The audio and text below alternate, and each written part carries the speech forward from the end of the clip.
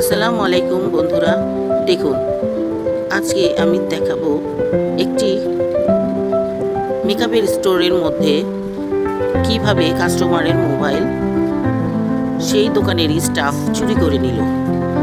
ভুল মানুষেরই হয়, ভুলে যেতেই পারে। স্টাফটা কিন্তু কাস্টমারকে ডেকে তখনই মোবাইলটা দিয়ে দিতে পারত, দেয়নি। তারপরে 10-15 মিনিট পরে আসার পরেও খুঁজতে আসার পরেও সে রাজি হয়নি।